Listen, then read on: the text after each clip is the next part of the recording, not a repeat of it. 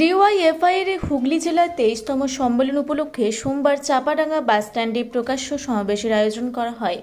উপস্থিত ছিলেন সংগঠনের রাজ্য সম্পাদক ও সিপিআইএম কেন্দ্রীয় কমিটির সদস্য মীনাক্ষী মুখার্জি, সংগঠনের রাজ্য সভাপতি ধ্রুবজ্যোতি সাহা, রাজ্য যুবনেতা অয়নাংশু সরকার, অপূর্ব প্রামাণিক ও হুগলি জেলা সম্পাদক শুভঙ্কর দাস, জেলা সভাপতি সুমন মাল। সমাবেশে বক্তব্য রাখতে গিয়ে মীনাক্ষী মুখার্জি বলেন, আমরা স্থায়ী কাজ, শিক্ষা, কলকারখানার দাবিতে লড়াই করছি।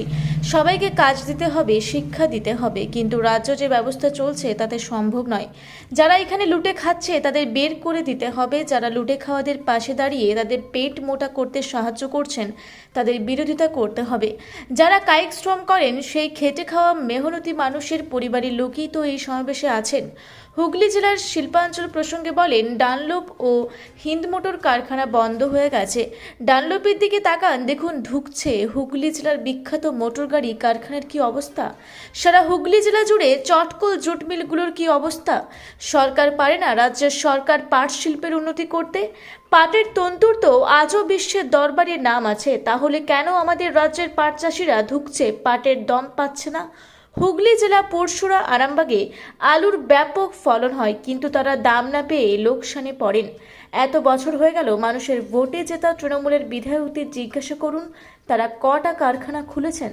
তিনি আরও বলেন, আগে রাজ্যের পুলিশ বিদেশে সুনাম অর্জন করেছিল, এখন রাজ্যের পুলিশ টেবিলের নিচে লুকায়। এরা ন্যায়নীতির পক্ষে নয়, সংবিধানের রক্ষক নয়।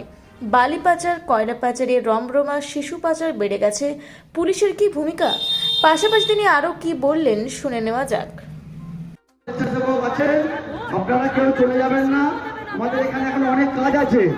দিন বাড়াবে না, মজুরি বাড়াবে না, সেই ভোট, সেই ইস্যু, সেই যারা স্বেচ্ছাসেবক আছে, আপনারা আজ সম্মেলন আমাদের সাংগঠনিক প্রক্রিয়া। আপনারা মাঠের যে কাজগুলো আছে আমাদের এখানে, সেই কাজগুলো একটু করবেন। স্বেচ্ছাসেবক ব্যাচগুলো কংগ্রেস সুভাষচন্দ্র মন্ডলের হাতে ফেরত দেবেন। স্বেচ্ছাসেবকের ব্যাচগুলো কংগ্রেস সুভাষচন্দ্র মন্ডলকে ফেরত দেবেন। সেখানে দেখা যাচ্ছে অনুব্রত বারবার হাজির হয়ে যাচ্ছে, পুলিশকে কোথাও চাপে মানে কেন থাকবে চাপ? পুলিশ মন্ত্রী তিনি তো বাংলার, বলছি পুলিশ মন্ত্রী তো বাংলার অগ্নিকন্যা নাকি?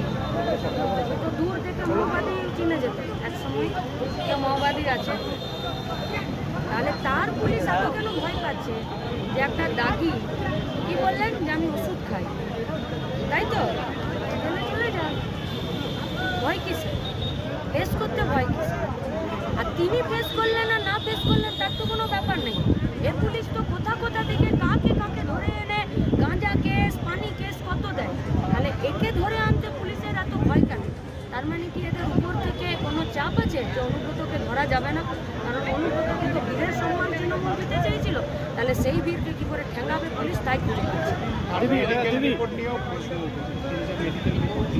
আচ্ছা, অনুব্রতকে নিয়ে এত কেন চর্চা বলুন তো? অনুব্রতকে নিয়ে চর্চার বিষয় নয়, বিষয়টা হলো পুলিশকে যে খোলাখুলি পুলিশের গাড়িতে বোম মারতে বলতে পারে, কবজি কেটে নেওয়ার কথা বলতে পারে, অশ্রাব্য ভাষায় গালিগালাজ করতে পারে, তার বাড়ির মা বউদেরকেও বাদ দেয় না, আমরা সেই ব্যবস্থাটার বিরুদ্ধে। তাহলে সেই ব্যবস্থার ওই পারে অনুব্রত হোক আর রাজ্যের মুখ্যমন্ত্রী তিনি নিজে হোক, তিনি বলেছিলেন যে পুলিশকে চাপ কেন দরকার, তারা একই ট্রিটমেন্ট কেন পাবেন না? আচ্ছা, আপনি পারবেন? এখন কোনো পুলিশ যদি এখানে আপনার সাথে উদ্ধৃতি করেন, সেই পুলিশকে আপনি পারবেন? যতই অন্যায়ভাবে আপনাকে আটকান, সেই পুলিশকে আপনি দুটো কথা বলতে পারবেন? তাহলে আম পাবলিক যদি পুলিশকে এখনো পর্যন্ত রক্ষকের জায়গায় রেখেছে, তাহলে তৃণমূল তাদেরকে পকেটে কেন রাখছে? এই প্রশ্নের উত্তর তো মমতা ব্যানার্জিকে দিতে হবে। রাজ্যের পুলিশ মন্ত্রী তো তিনি। কোনটা মিডিয়া হাউসের কাছে আমাদের আবেদন, এই প্রশ্নের জবাব রাজ্যের মুখ্যমন্ত্রীকে একটি প্রশাসনিক বৈঠক করে দিতে হবে।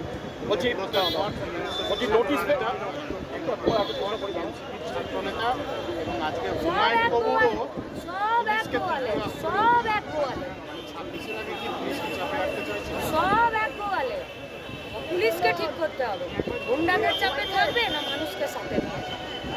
গুন্ডারা কম, কিন্তু বেশি, আর গুন্ডাদের ট্যাক্সের টাকাতে পুলিশের বেতন হয়, গোটা রাজ্যের সাধারণ খেটে খাওয়া মানুষের পয়সাতে পুলিশের বেতন।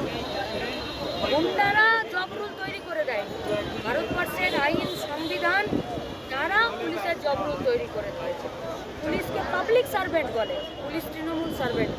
পুলিশকে ঠিক করতে হবে, তৃণমূলের সার্ভেন্ট থাকবে না পাবলিক সার্ভেন্ট?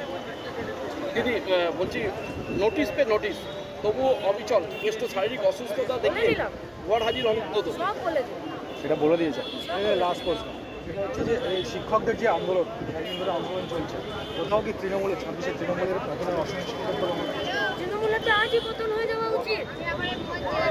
ঘুষ নিয়ে চাকরি দেয়, ঘুষের পরিবর্তে মেধাকে বাদ দিয়ে ডাক্তার তৈরি করে দিচ্ছে। রাজ্যের সরকারি হসপিটালের ভেতরে ডাক্তার রেপ খুন হয়ে যাচ্ছে, পুলিশ পাঠিয়ে আনিসকে খুন করে দিচ্ছে। এমন কোনো জায়গা নেই যেখানে পুলিশের এবং রাজ্যের সরকারের তৃণমূলের চাল হোক, বালি হোক, কয়লা হোক, মাটি হোক, 100 দিনের কাজ হোক, কোথায় চুরি জোচ্চুরি নেই। বিন্দুমাত্র যদি লজ্জা শরম থাকতো তাহলে এই পশ্চিমবঙ্গের মানুষকে বাঁচতে দিত, নিজেই সরে যেত। কিন্তু পশ্চিমবঙ্গের মানুষ এককাট্টা হচ্ছে। এই সাংসদ কল্যাণ ব্যানার্জি বললেন যে কোনো সম্ভ্রান্ত পরিবারের মহিলারা কিন্তু যে কানাইপুরে যে মহিলাকে অত্যাচার করে ধর্ষণ করা হয়েছে তাতে আপনাদের কোনো প্রতিবাদ দেখা গেল না। কল্যাণ ব্যানার্জি প্রথম কথা নিজের দলের যে এত কিছু আছে সেইগুলো নিয়ে কথা। বামপন্থীরা কী বিষয়ে কথা বলছে আর কী বিষয়ে কথা বলছে না, ওটা দেশের এবং রাজ্যের মানুষেরা জানে। কল্যাণ ব্যানার্জিকে এইসব বিষয়ে নিজের মাথা গরম না করাটাই শান্তি নিকেতনে অবনীন্দ্র ঠাকুরের বাড়ি ভাঙা হচ্ছে, কোথাও কি দেওয়াল চক্র গরিমাকে এসব কোনটা বলতে পারবে? আমরা কি বলবো বলুন? আচ্ছা, রাজ্যের সরকার তৃণমূল কংগ্রেস তো পরিচালনা করছে, এসপি, ডিএম, এমন একটা জেলা বলুন তো যে যেখানে জেলা পরিষদের সভাধিপতি তৃণমূল ছাড়া অন্য কেউ আছে? নেই তো। মন্ত্রী তৃণমূল কংগ্রেসের আছে।